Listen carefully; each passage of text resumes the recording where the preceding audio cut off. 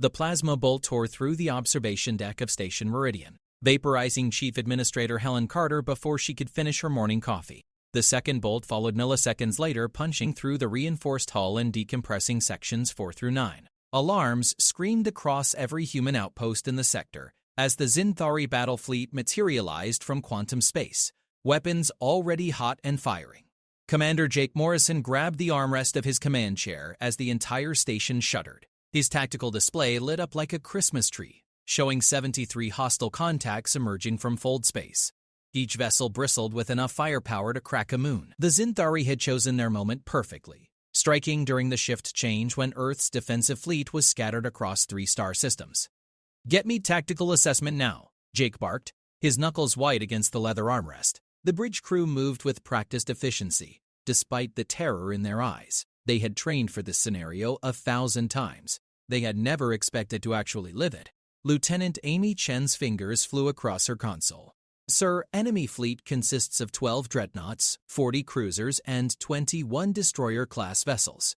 They're broadcasting on all frequencies." She paused, her face pale. "It's a declaration of war." The main view screen flickered to life, showing a Zinthari commander. The alien's 4 eyes gleamed with what Jake could only interpret as smugness. Its translator device rendered its clicking speech into cold, mechanical English. "Humans of the Sol Federation, your expansion into the galactic arm ends today.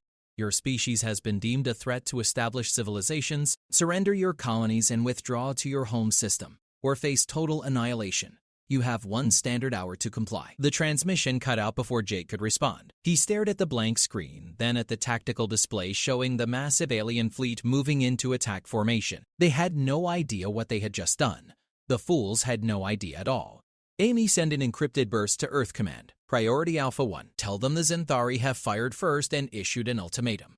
Then get me every ship within 3 light years. I don't care if they're cargo haulers or science vessels. I want everything with an engine pointed at this station within the hour. Sir, even if we recall everyone, we'll have maybe 15 combat-ready ships against their 73. The math doesn't work in our favor." Jake allowed himself a thin smile.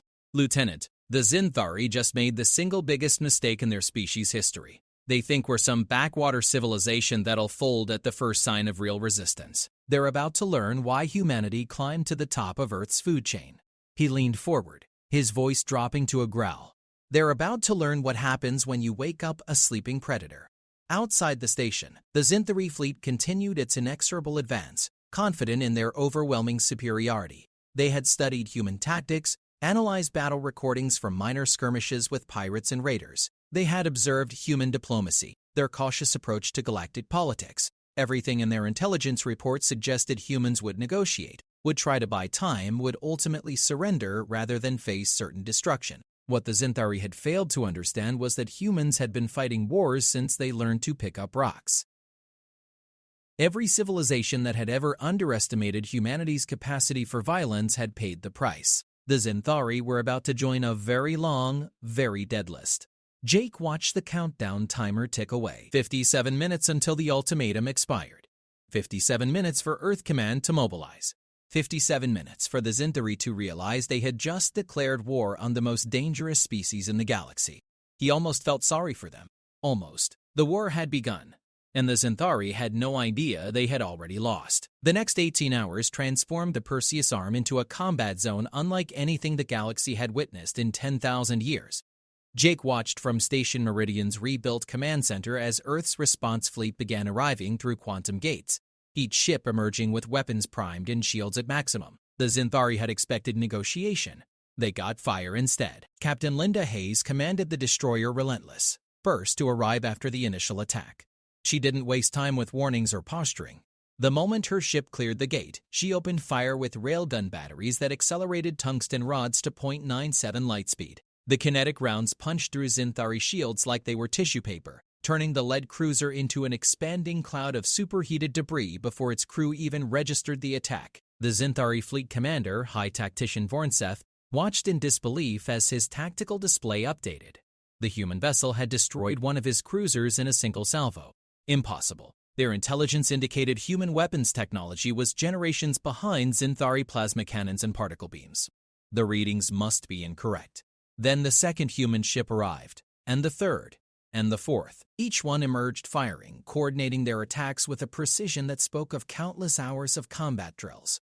Vornseth's confidence began to crack as another cruiser vanished in a fireball, its reactor breached by a sustained barrage from multiple angles. "Return fire," Vornseth ordered, his voice carrying an edge of uncertainty his crew had never heard before. "All vessels, combat formation Delta. Show these primitives the power of the Zinthari hegemony."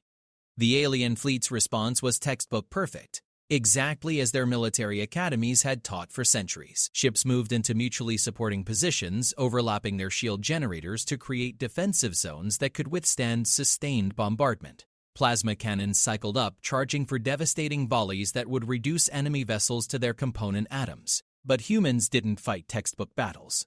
They fought to win. Commander Morrison coordinated the defense from his rebuilt station, his tactical officers feeding him data from every sensor in the sector. He could see the Zinthari formation taking shape, could predict their firing solutions before their weapons officers even calculated them. Humans had been fighting organized warfare for 10,000 years. They had refined the art of killing into a science. "All ships, pattern Wolfpack 7, Jig transmitted. Break their formation. Don't let them settle." The human fleet scattered like startled fish, then reformed into hunting packs of 3 to 5 vessels each. They hit the Zinthari fleet from a dozen different vectors simultaneously, never staying in one position long enough for the aliens' targeting systems to achieve lock. Railguns hammered shields while missile pods launched swarms of smart munitions that dodged point defense with erratic flight patterns perfected through centuries of arms races. Lieutenant Kevin Grand piloted his fighter the Arrow through a storm of plasma fire that would have vaporized his ship if any bolt had connected. His reaction time was enhanced by neural implants that linked his nervous system directly to the fighter's controls, allowing him to think his ship through maneuvers that would have killed unaugmented pilots. He wove between Zinthari destroyer screens, marking targets for the heavy cruiser Valiant to engage with her main batteries. The Zinthari had superior energy weapons and more advanced shield technology. They had larger ships and more of them. On paper, they should have crushed the human fleet in the first exchange. But war wasn't fought on paper. War was chaos, violence, and the will to do whatever it took to survive. Captain Hayes brought Relentless in close to a Zinthari dreadnought, so close that the aliens' massive plasma cannons couldn't depress to target her ship. Her crew launched boarding pods that latched onto the hull like mechanical limpets, cutting through armor with fusion torches.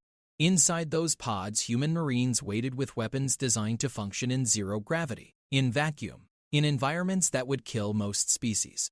Sergeant Danny Cooper was first through the breach, his powered armor absorbing impacts from Zinthari hand weapons that sparked harmlessly off his chest plate. The aliens inside their ship had never faced boarding actions before. The hegemony's wars were civilized affairs, conducted at range with energy weapons and guided missiles.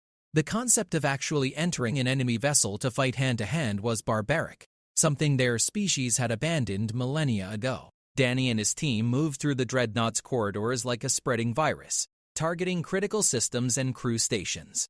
The Zinthari defenders fought bravely but ineffectively, their weapons inadequate against human combat armor. Within 20 minutes, the dreadnought's reactor went critical as human engineers overrode its safety protocols. The Marines evacuated seconds before the ship tore itself apart from the inside. Vornseth watched another of his capital ships die, this time not from external fire but from internal sabotage. The humans had boarded it. The savagery was beyond comprehension. This wasn't how modern species conducted warfare. This was something primal. Something that spoke to a predatory nature the Zinthari had evolved past. "All ships maintain distance from enemy vessels," he ordered, trying to keep the fear from his voice. "Do not allow them too close to boarding range." But the human fleet didn't need to board every ship to destroy them. They had 100 different ways to kill, refined through countless wars against their own species before they ever reached the stars. Every weapon, every tactic, every strategy had been tested in blood across Earth's battlefields. The Zinthari were fighting a species that had turned war into an art form out of necessity. The battle continued through the night cycle and into the next day, the space around Station Meridian littered with debris from both sides. The humans were taking losses, ships crippled or destroyed by Zinthari fire. But they kept coming. For every human vessel that went down, 2 more arrived through the quantum gates, fresh from Earth's seemingly inexhaustible reserves. Jake coordinated the growing fleet with grim satisfaction. The Zinthari had expected a quick victory over a minor species. Instead, they were locked in a grinding battle of attrition against an enemy that refused to break. Every hour that passed saw more human reinforcements arrive, while the Zinthari fleet grew steadily weaker, isolated in hostile space with no support coming. Lieutenant Amy Chen updated the tactical display, showing the shifting balance of forces.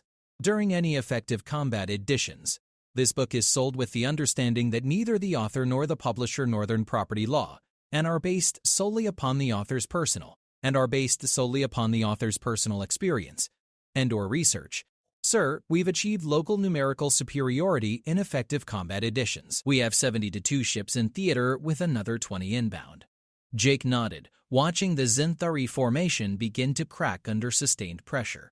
They were good soldiers following good tactics, but they had never fought an enemy that was willing to trade ship for ship, life for life, until the other side broke. They had never fought humans before. All ships, prepare for final push, Jake ordered. Let's end this. The human fleet surged forward as a coordinated assault that hit the wavering Zinthari formation like a hammer.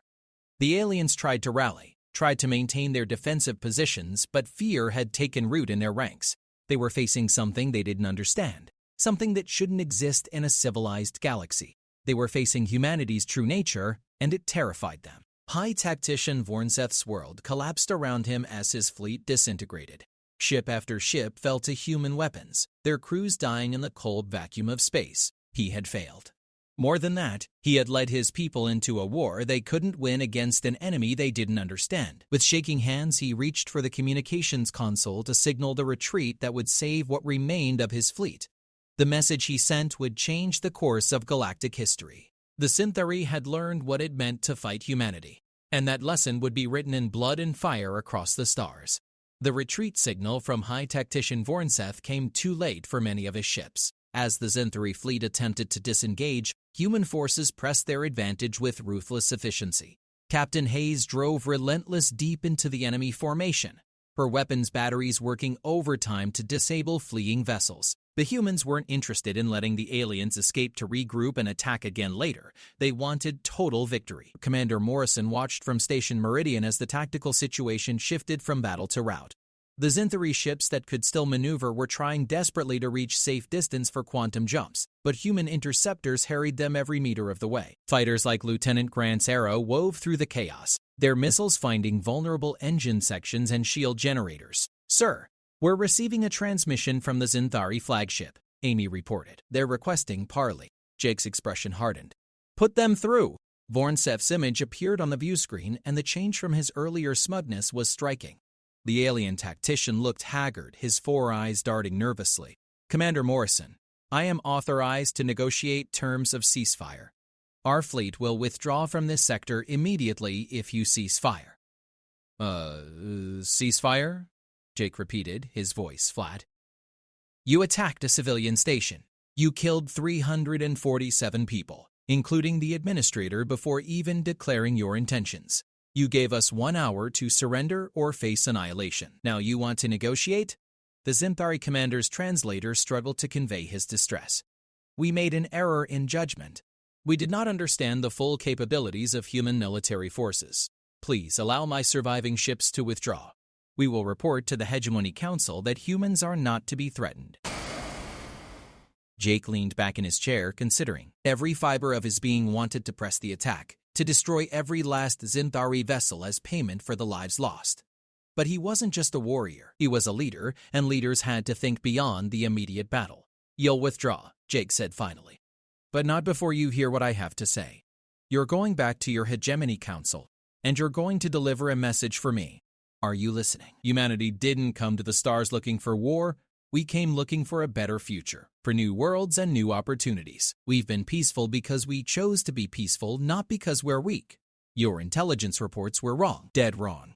We're not some primitive species that can be bullied into submission. Jake stood, his image dominating the view screen.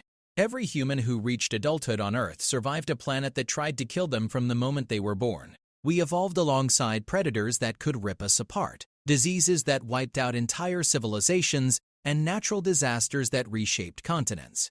We didn't just survive, we conquered. We turned a death world into our home, and then we reached for the stars. Vorontseth listened in silence, his earlier arrogance completely evaporated. You want to know why you lost this battle? Jake continued. It's because humans have been fighting wars since before your species discovered fire. We've perfected the art of killing our own kind for thousands of years. Every weapon we carry, every tactic we use, every strategy we deploy was paid for in human blood. We know war because we lived it, breathed it, became experts at it out of necessity. The commander paused, letting his words sink in. You studied our diplomatic overtures and mistook restraint for weakness. You saw our cautious expansion and thought we were timid. You couldn't have been more wrong. We're careful because we know exactly how much damage we can do. We're diplomatic because we've seen where endless war leads. We've already fought our worst enemies, High Tactician. We fought ourselves, and we nearly destroyed our own world doing it. Around the station, the human fleet maintained their positions, weapons still locked on the crippled Zinthari vessels. The aliens made no move to flee, waiting to see if they would be allowed to survive this encounter. So here's the message you're taking back to your council, Jake said. Humanity is willing to be your ally, your trading partner, even your friend. But if you come at us with weapons drawn, if you threaten our people or our worlds, we will respond with everything we have. We will fight with a ferocity your species can't imagine because we've already imagined it, we've already lived it, and we've already proven we're very, very good at it. He sat back down, his expression softening slightly. We don't want to be your enemy, High Tactician, but we won't hesitate to be if you force our hand. Do you understand? Yes, Commander. Completely. Then take your ships and go. Report what happened here. Make sure the Hegemony Council understands that humanity is not prey. We're predators who chose civilization, and that choice can be unmade if necessary. The transmission ended, and Jake watched as the surviving Zinthari vessels limped towards safe jump distance. His crew looked to him for orders, waiting to see if he would change his mind and finish what the aliens had started. Let them go, he said quietly. We've made our point.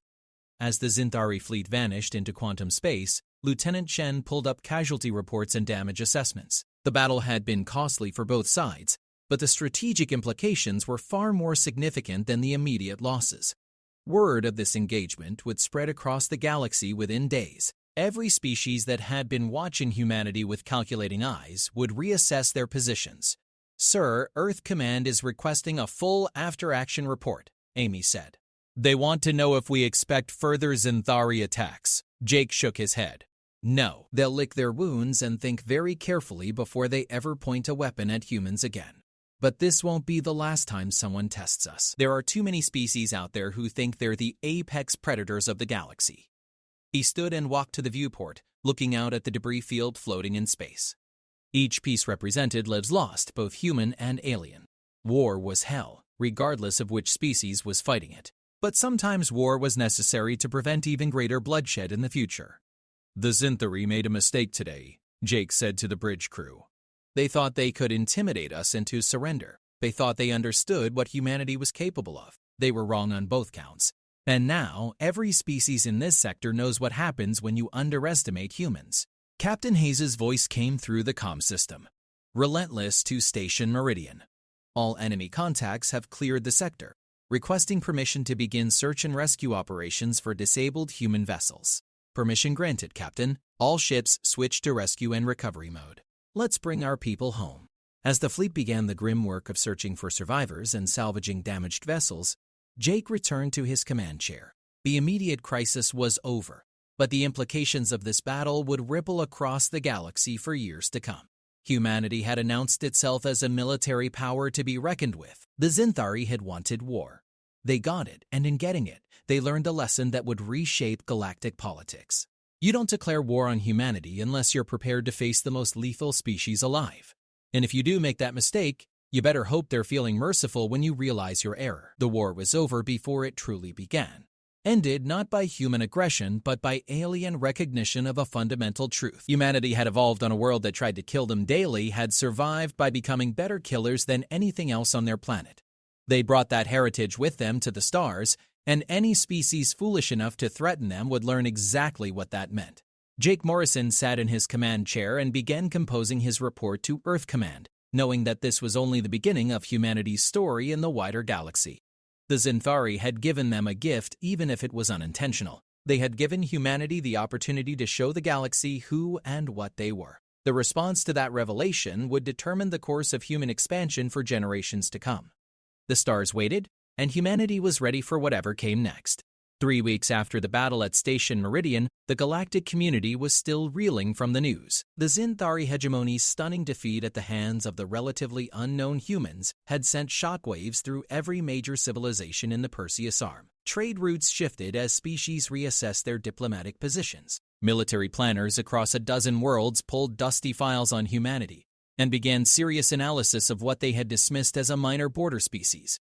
On Earth, in the gleaming towers of Geneva, where the Solar Federation maintained its capital, Ambassador Patricia Wells prepared for the most important meeting of her career. The Galactic Council had requested an emergency session to address the Xinthari incident, and every major species would be watching to see how humanity presented itself in the aftermath of their military victory. Patricia reviewed her briefing materials one final time, studying the faces and cultures of the species she would address. The Credithi Empire, ancient and powerful, whose territory bordered human space. The Vex Consortium, masters of economic manipulation who controlled key trade nexuses. The Yalori Republic, scientists and explorers who had been humanity's first contact and remained cautiously friendly.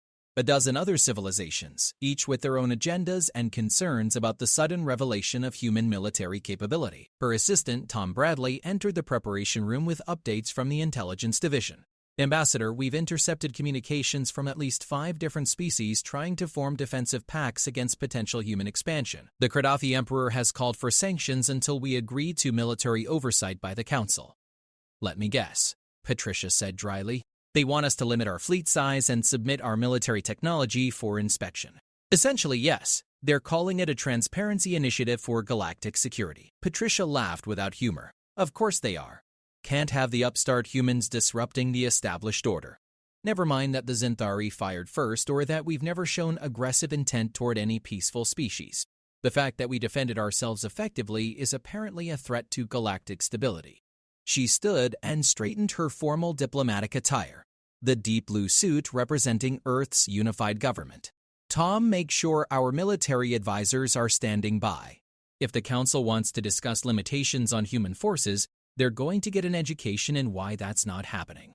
The council chambers were impressive. A massive spherical room where delegates from across the galaxy could address each other as equals. Holographic projections ensured that even species with radically different environmental requirements could participate. Patricia took her position in the human delegation area, flanked by military advisor Colonel Ryan Foster and economic specialist Dr. Brinder, Lisa Park. The session began with the council chairman, a Yalori named Speaks Through Wisdom, calling the assembly to order. His translated voice echoed through the chamber. We convene this emergency session to address recent hostilities between the Xinthari hegemony and the Human Solar Federation. Ambassador Wells, the council recognizes you for opening statements.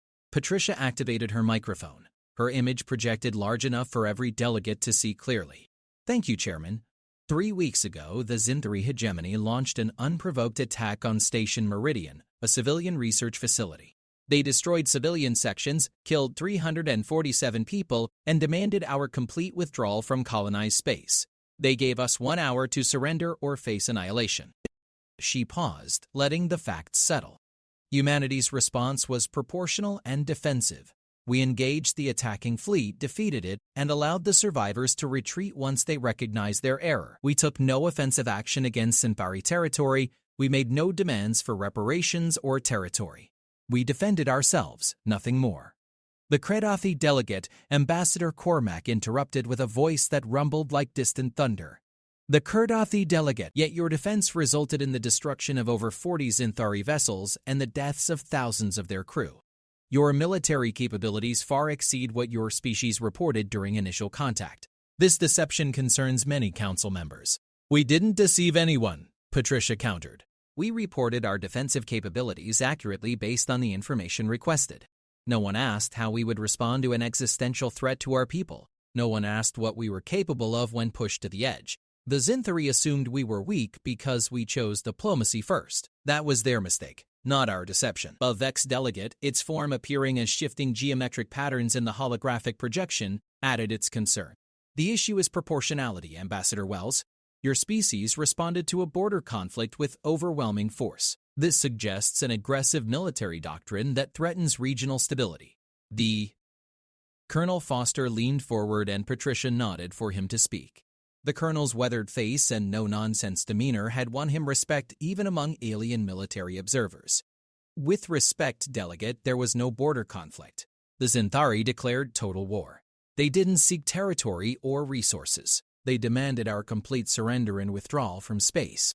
When someone tells you they're going to annihilate your species, you don't respond with half measures. But your tactics, the vexed delegate pressed. Boarding actions, close-range combat, kinetic weapons designed to maximize damage. These are not the methods of the defensive species. They suggest a comfort with violence that many find disturbing. Ryan's expression hardened. Disturbing? Let me tell you what's disturbing. What's disturbing is that apparently every other species in this council has forgotten what real war looks like. You've all been playing at conflict with your long-range energy weapons and your gentleman's rules about not targeting certain systems or engaging in boarding actions. You've turned war into a game with rules. He stood, his posture radiating the authority of someone who had seen real combat. Humanity doesn't have that luxury. We evolved on a planet where everything wanted to kill us. We survived by being better at violence than anything else we encountered. When we started fighting each other, we refined that violence into an art form: nuclear weapons, biological warfare, chemical agents, orbital bombardment. We explored every possible way to kill efficiently because our survival depended on it. The chamber fell silent as delegates absorbed his words. Ryan continued, his voice steady but intense. We came to the stars hoping we'd left that behind. We wanted to be explorers, scientists, diplomats. We wanted to build something better than the endless wars of Earth's past. But when the Zinthari attacked, when they threatened to destroy everything we'd built, we remembered who we are. We remembered what we're capable of. And we did what was necessary to survive. Patricia took over, her tone more conciliatory but no less firm. Humanity doesn't want to be the galaxy's warrior species.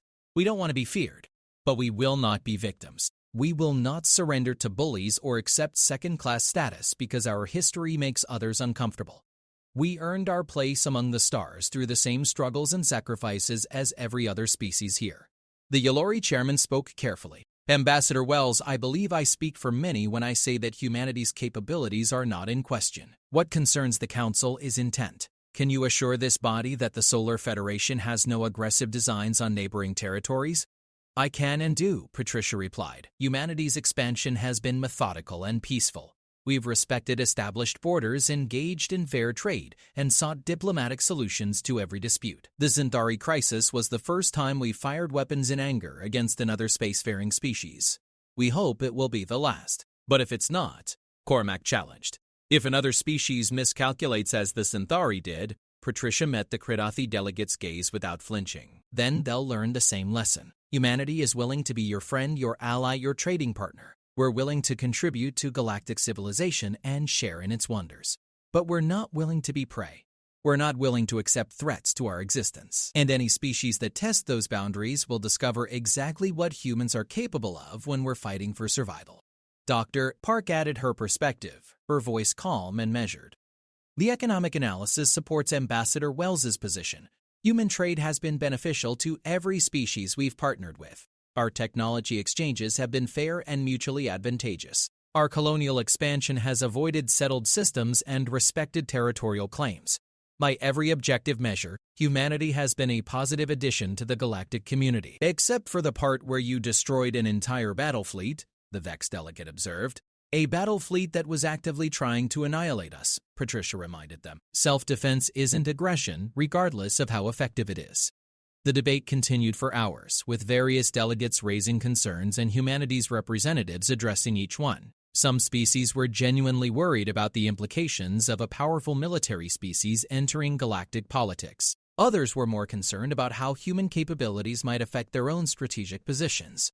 A few, like the Yalori, seemed more interested in understanding humanity than in constraining it. Finally, Speaks Through Wisdom called for a recess to allow delegates to consult with their governments.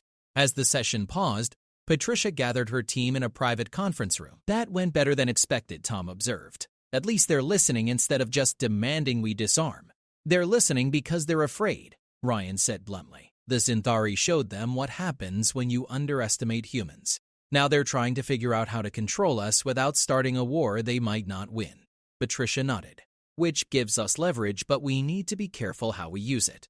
The goal isn't to intimidate the galaxy. It's to establish humanity as a species that can't be pushed around but isn't looking for fights either. Think they'll buy it? Lisa asked. Some will. The ones with sense will recognize that humanity's been nothing but straightforward with them. The others will keep scheming and plotting until they either come around or make the same mistake the Zinthari did.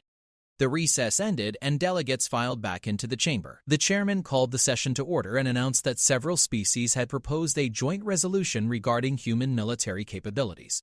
Patricia braced herself for whatever restrictions they planned to suggest. But Speaks Through Wisdom surprised her. After extensive consultation, a majority of council members have agreed on the following resolution. First, the council recognizes humanity's right to self-defense and acknowledges that the Zinthari hegemony initiated hostilities without justification. Second, the council recommends the establishment of a joint military liaison program to improve understanding of human tactical doctrine and capabilities. Third, the council invites the Solar Federation to participate fully in existing defense treaties and mutual protection agreements. Patricia blinked, momentarily stunned. They weren't trying to restrict humanity. They were trying to integrate them into the galactic security structure. Additionally, the chairman continued, the council calls upon the Zinthari hegemony to pay reparations for damages to Station Meridian and to formally apologize for their unprovoked aggression. The hegemony has already agreed to these terms. Cormac stood, his massive form dominating his delegation area. The Credithi Empire wishes to extend an invitation to the Solar Federation for bilateral defense discussions. We believe there may be opportunities for mutually beneficial security arrangements. Other delegates followed with their own proposals for cooperation, trade expansion, and cultural exchange. The tone of the session had shifted from confrontation to cautious partnership. Humanity had proven themselves in battle, and now the galaxy wanted to understand them, work with them, maybe even learn from them. When the session finally adjourned, Patricia felt the weight of responsibility settle on her shoulders. Humanity had passed its first major test on the galactic stage. They had shown they could defend themselves, conduct diplomacy under pressure, and navigate complex political situations without resorting to threats or intimidation. But she knew this was just the beginning. The galaxy had seen what humans could do in war. Now they would be watching to see what humanity could do in peace. The next chapter of human expansion would be written not in battle, but in the relationships they built and the reputation they established among the stars. As she left the council chambers, Patricia allowed herself a small smile. The Zinthari had declared war on humanity, thinking they were attacking prey. Instead, they had woken a sleeping predator, and given that predator a reason to show the galaxy exactly what it was capable of. The unintended consequence was that humanity was no longer seen as a minor species to be ignored or manipulated. They were players on the galactic stage, and everyone knew it. The war had lasted only hours, but its effects would echo for generations. Humanity had arrived, and the galaxy would never be the same. 6 months after the Zinthari incident, Commander Jake Morrison stood on the bridge of the newly commissioned warship Defender, watching as construction crews put finishing touches on humanity's first purpose-built battleship. The vessel dwarfed anything in the Solar Federation's previous fleet, incorporating lessons learned from the battle at Station Meridian and technologies shared through new alliances with the Yolori and other species. The galaxy had indeed changed in the wake of humanity's demonstration of military prowess. Trade agreements that had stalled for years suddenly moved forward. Technology exchanges became more generous.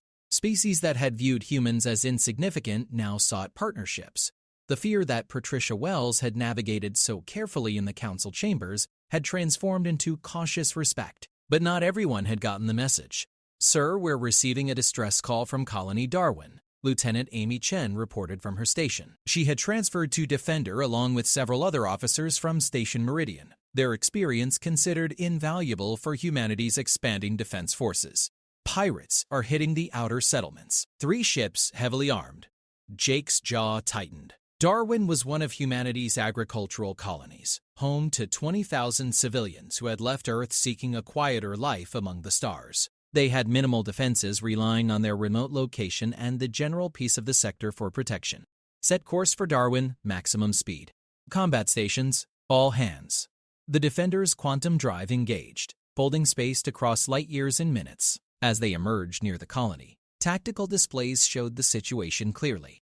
3 pirate vessels, smaller than military craft but bristling with weapons, were systematically targeting farming platforms and storage facilities. They weren't trying to conquer the colony. They were destroying it for sport or revenge, or whatever motivated pirates to attack defenseless settlements. Captain Linda Hayes, now commanding Defender's Marine Contingent, reviewed her tactical board. Sir, the pirate ships are modified cargo haulers, heavily shielded but not military grade. If they see us coming, they'll wrap it before we can engage. Then we don't give them the chance to see us, Jake replied. He opened a channel to the colony. Darwin Control, this is Federation Warship Defender. Stay calm and maintain your shelters. We're handling this. He switched to the tactical channel. Amy, can you spoof our sensor signature, make us look like a cargo vessel? Give me 30 seconds. Her fingers flew across her console, manipulating the ship's emissions to match a standard freighter pattern. Done. We're reading as the Commercial Transport Pioneer on their scopes. Perfect. Bring us in on a standard approach vector. Make it look like we're just another ship unaware of the situation. Defender glided closer to the colony, its true nature hidden behind.